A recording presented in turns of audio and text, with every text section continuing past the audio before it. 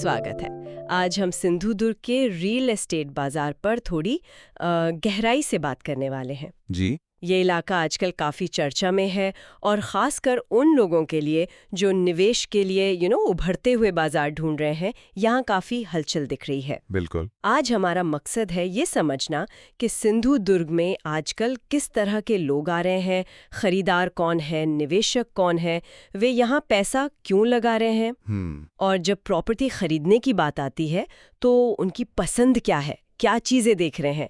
चलिए इसी को समझने की कोशिश करते हैं आज। बिल्कुल।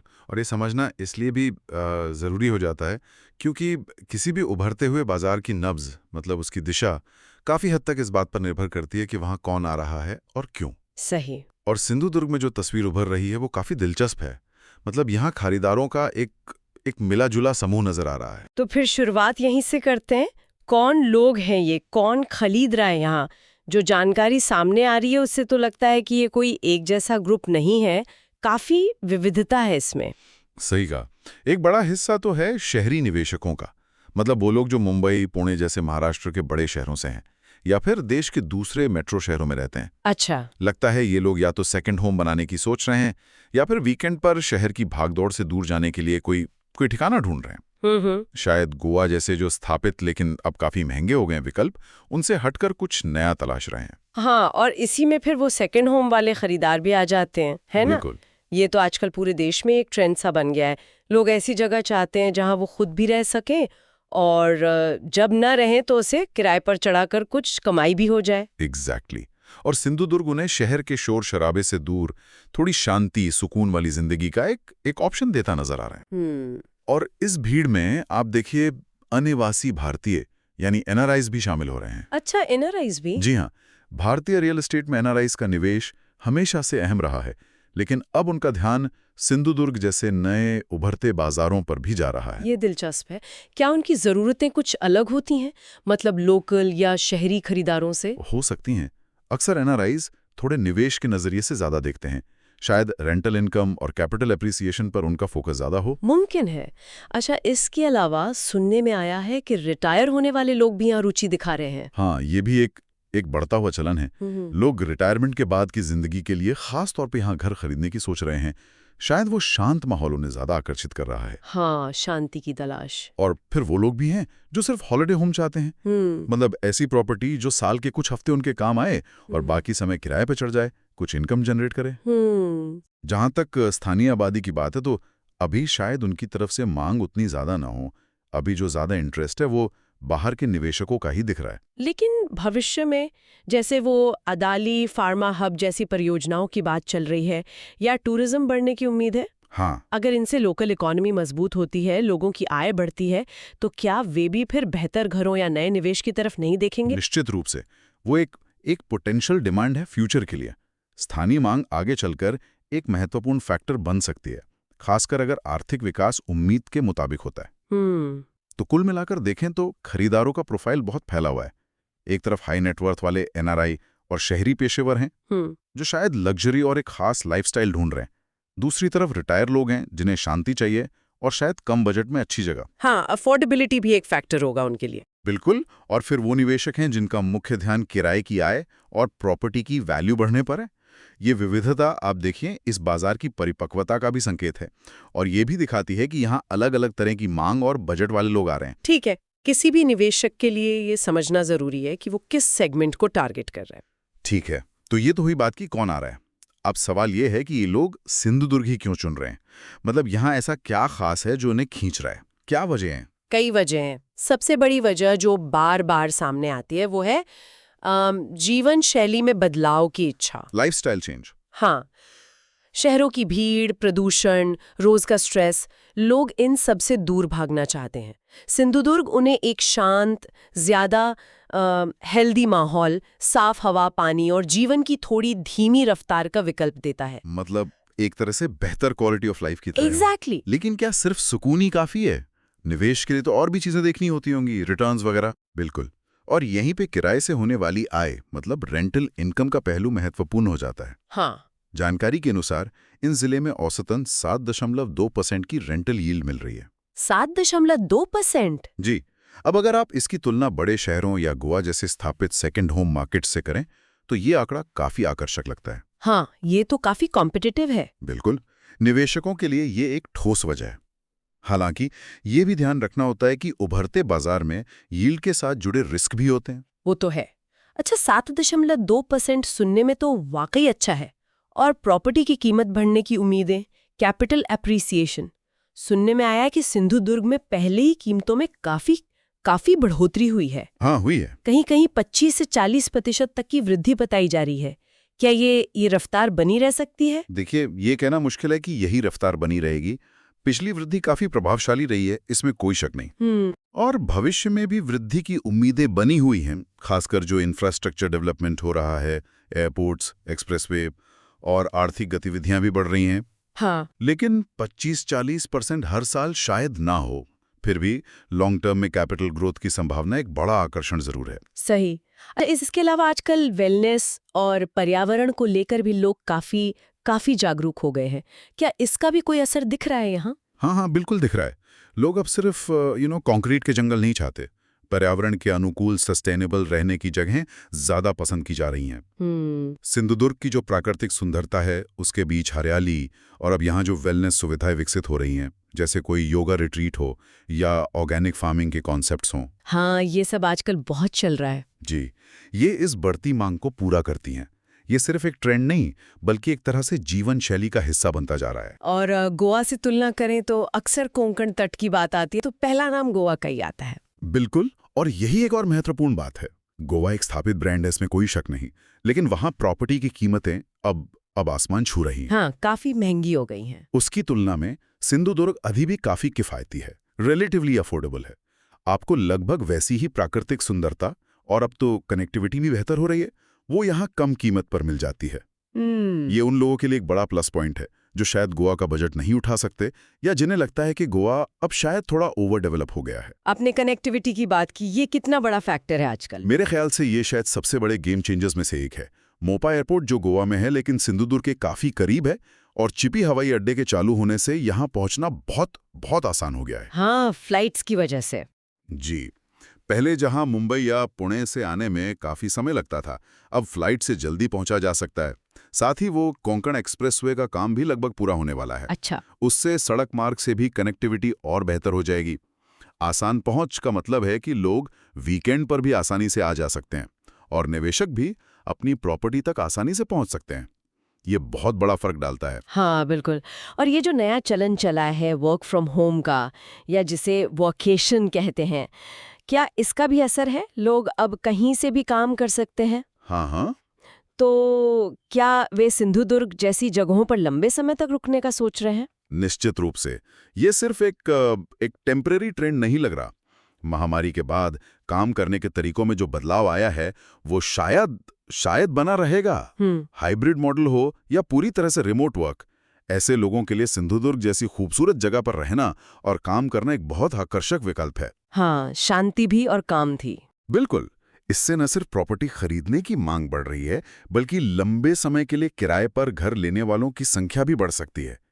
ये वर्केशन का कॉन्सेप्ट यहाँ के लिए एकदम फिट बैठता है।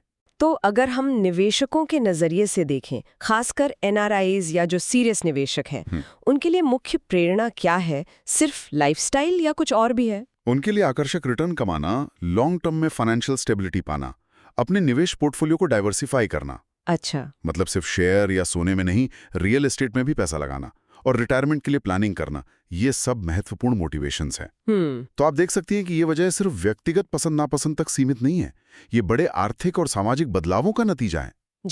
जैसे महामारी के बाद लोगों की जीवन शैली की प्राथमिकताएं बदल गई, या कैसे बेहतर इंफ्रास्ट्रक्चर नए निवेश के दरवाजे खोलता है। वो जो 7.2% यील्ड और 25 to 40% ग्रोथ के आंकड़े हैं ना, वो सिर्फ नंबर नहीं है, ये निवेशकों के लिए ठोस टैंजिबल कारण है यहाँ आने के। सही बात है। ये तो हुई बात कि लोग क्यों आ रहे हैं। अब ये समझते हैं कि वो किस तरह की प्रॉपर्टीज में ज्यादा रुचि दिखा रहे हैं, मतलब क्या खरीद रहे हैं लोग यहाँ। जो ट्रेंड दिख रहा है उसमें प्लॉटेड डेवलपमेंट, यानी जमीन खरीदकर उस पर अपनी मर्जी का घर बनाने का चलन काफी लोकप्रिय है। अच्छा, प्लॉट्स। हाँ, ये लोगों को ज्यादा जगह देता है, अपनी पसंद का डिजाइन चुनने की आजादी देता है और प्राइवेसी भी मिलती है। मतलब लोग अपार्टमेंट से ज्यादा जमीन या विला पसंद करें फिलहाल? हाँ, फिलहाल तो ऐसा ही लग रहा है। विला इकाइयां, इंडिपेंडेंट विला, इनकी मांग स्पष्ट रूप से ज्यादा है। लो राइज इमारतें जिनमें कम मंजिलें होती हैं वो भी पसंद की जा रही हैं। ये सब उसी ज्यादा जगह, प्रकृति के करीब रहने और प्राइवेसी की चाहत से जुड़ा है, जिसकी बात हमने पहले की थी। ये सेकंड होम लाइफस्टाइल खरीदारों और रिटायर होने वालों की सोच से काफी मेल खाता है। लेकिन क्या बड़े पैमाने पर टाउनशिप या अपार्टमेंट्स का कोई भविष्य नहीं है यहाँ? क्या वो बिल्कुल नहीं बन रहे? नहीं, ऐसा नहीं है। बड़े पैमाने पर इंटीग्रेटेड टाउनशिप भी विकसित हो रही हैं। इनमें गेटेड कम्युनिटीज के अंदर विला, फार्म हाउस और यहाँ तक कि सर्विस्ड अपार्टमेंट्स भी होते हैं। अच्छा। ये उन लोगों के लिए अच्छा विकल्प हो सकता है जिन्हें सारी सुविधाएं एक ही जगह पर चाहिए, मैनेजमेंट वगैरह के साथ।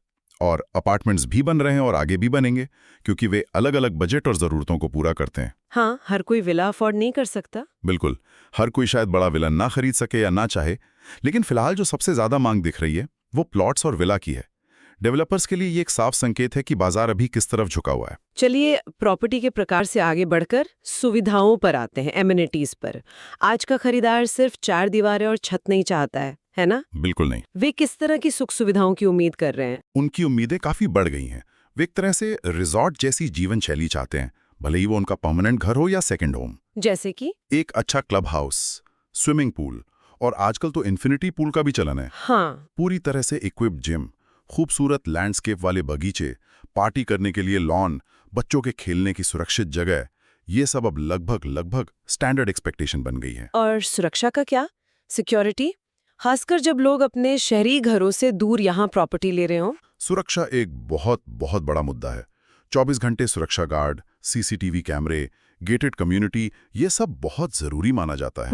और अगर लग्जरी सेगमेंट की बात करें तो वहां उम्मीदें और भी बढ़ जाती हैं, जैसे विला के अंदर अपनी प्राइवेट लिफ्ट हो या छत पर अपना प्राइवेट पूल। अच्छा, आपने पहले वेलनेस का जिक्र किया था। क्या प्रोजेक्ट्स में खास वेलनेस केंद्रित सुविधाएं भी मांगी जा रही हैं? हाँ, ये एक बढ़ता हुआ ट्रेंड है। कुछ प्रोजेक्ट्स में खास वेलनेस जोन बनाए जा रहे हैं। कहीं पर जैविक खेती मतलब ऑर्गेनिक फार्मिंग के लिए जगह दी जा रही है ताकि लोग अपनी सब्जियां उगा सकें। अरे वाह। ज़ेन गार्डन बनाए जा रहे हैं ध्यान या शांति के लिए। आयुर्वेदिक स्पा की सुविधा दी जा रही है।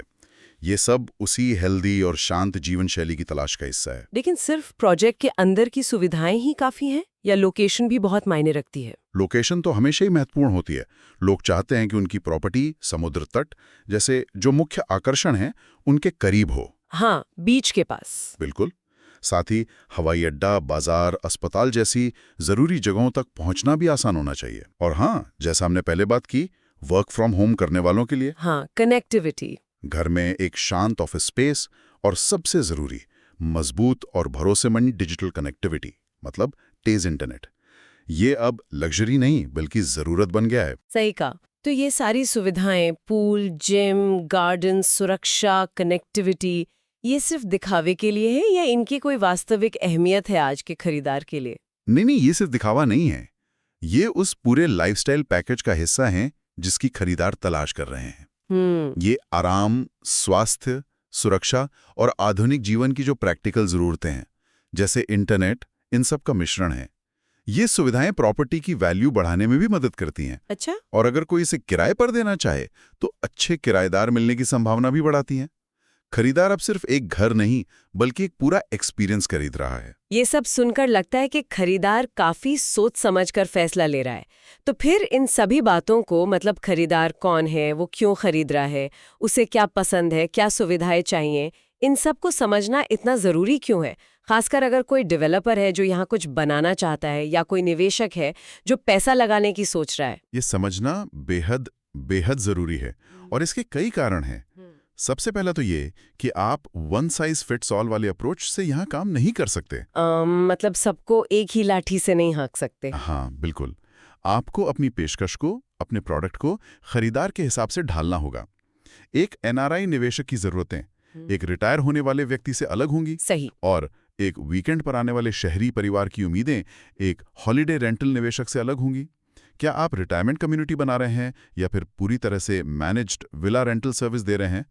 सही ग्राहक समूह के लिए सही उत्पाद बनाना सफलता के लिए पहला कदम है। मतलब सही टारगेट ऑडियंस को समझना और उनके लिए कुछ बनाना। एग्जैक्टली। दूसरा कारण है बाजार में अपनी अलग पहचान बनाना और शायद बेहतर कीमत पाना। अच्छा, कैसे? अगर कोई प्रोजेक्ट वाकई में वेलनेस पर ध्यान देता है या सस्टेनेबल पर्यावरण के अनुकूल डिजाइन अपनाता है, तो वो न सिर्फ सही खरीदारों को आकर्षित करेगा बल्कि शायद थोड़ी ज्यादा कीमत भी मांग सकेगा।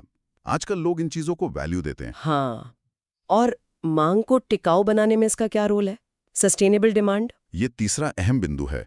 अगर आप ऐसी सुविधाएं देते हैं जो वर्क फ्रॉम होम या लंबे समय तक रहने के लिए जरूरी हैं, जैसे अच्छा इंटरनेट, ऑफिस स्पेस, आसपास बेसिक दुकानें, तो सिंधुदुर्ग सिर्फ छुट्टियों की जगह न रहकर साल भर रहने लायक जगह बन सकता है। हाँ, मतलब सिर्फ सीजनल टूरिस्ट डेस्टिनेशन नहीं। बिल्कुल।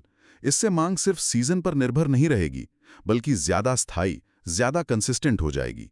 ये मौसमी किराए से आगे जाकर साल भर की मांग पैदा कर सकता है। यानी सिर्फ टूरिस्ट डेस्टिनेशन नहीं, बल्कि रहने की जगह भी। चौथा, बाजार में जो कमियां हैं, जो गैप्स हैं, उन्हें पूरा करना। जैसे जानकारी बताती है कि शायद यहाँ लग्जरी आवास की सप्लाई कम है या फिर प्रॉपर्टी मैनेजमेंट सेवाओं का स्तर उतना अच्छा नहीं है। इन कमियों को पहचान कर अगर कोई डेवलपर इन्हें दूर करने वाला प्रोडक्ट या सर्विस लाता है, तो वो बाजार की एक अनमेट डिमांड को पूरा कर सकता है। ये एक बड़ा अवसर हो सकता है। और लोकेशन और प्रॉपर्टी के प्रकार का चुनाव, आपने प्लॉट्स और विला की बात की थी। हाँ, ये पांचवां बिंदु है, स्ट्रैटेजिक पोजीशनिंग का महत्व। जैसा हमने देखा, लोग ज्यादा जगह, प्राइवेसी और प्रकृति चाहते हैं, इसलिए प्लॉट्स और विला की मांग ज्यादा है। डेवलपर्स को यह ध्यान में रखना होगा कि वे किस तरह की प्रॉपर्टी पर फोकस करें। साथ ही प्रॉपर्टी कहाँ स्थित है, क्या वो बीच के पास है, क्या एयरपोर्ट से ज्यादा दूर तो नहीं। ये फैसले बहुत महत्वपूर्ण हैं। सिर्फ कुछ भी बना देना काफी नहीं है, सही जगह पर सही चीज बनाना जरूरी है। सही। और आखिरकार छठा और शायद सबसे महत्वपूर्ण बिंदु है इस खंडित बाजार को समझना। सिंधुदुर्ग एक बड़ा इलाका है और अलग अलग हिस्सों में अलग अलग कारणों से विकास हो रहा है। कोई कोना शायद शांति के लिए मशहूर है, कोई कनेक्टिविटी के लिए। Micro markets. बिल्कुल। ये समझना कि कौन सा खरीदार समूह किस इलाके माइक्रो मार्केट की तरफ क्यों खिंच रहा है और वहां उनकी खास जरूरतें क्या हैं, ये जानना बहुत जरूरी है। ये सिर्फ हवा में तीर चलाने या स्पेकुलेशन से बचने में मदद करता है। हाँ। और आप ऐसी चीज बनाते हैं जिसकी वाकई में जरूरत है। संक्षेप में कहें तो खरीदार की पसंद को गहराई से समझना ही यहाँ टिकाऊ और सफल विकास की कुंजी है, न कि सिर्फ अनुमान के आधार पर कुछ बना देना। तो अगर हम आज की पूरी बातचीत का सार निकालें तो सिंधुदुर्ग का रियल एस्टेट बाजार काफी वाइब्रेंट है और यहाँ कई तरह के खरीदार आ रहे हैं। मुंबई पुणे के शहरी निवेशकों से लेकर सेकेंड होम चाहने वालों, रिटायर होने वाले लोगों और एनआरआईज तक एक बहुत ही विविध समूह है। जी हाँ। उनकी यहाँ आने की मुख्य वजह है एक बेहतर शांत जीवन शैली की तलाश, किराए से अच्छी आय कमाने की संभावना, प्रॉपर्टी की कीमत में बढ़ोतरी की उम्मीद और जाहिर है हाल ही में बेहतर हुई कनेक्टिविटी। बिल्कुल। और वे खास तौर पर प्लॉट, विला और कम ऊंचाई वाली इमारतें पसंद कर रहे हैं जिनमें क्लब हाउस, पूल, जिम जैसी आधुनिक सुविधाएं हों और जो वेलनेस के साथ साथ वर्क फ्रॉम होम जैसी आज की जरूरतों को भी पूरा करती हों। बिल्कुल सही कहा आपने। ये सब सिंधुदुर्ग के लिए एक बहुत ही सकारात्मक और रोमांचक तस्वीर पेश करता है। यहाँ विकास की बहुत संभावनाएं नजर आती हैं, लेकिन यहाँ एक गहरा सवाल भी उठता है जिस पर सोचने की जरूरत है। क्या?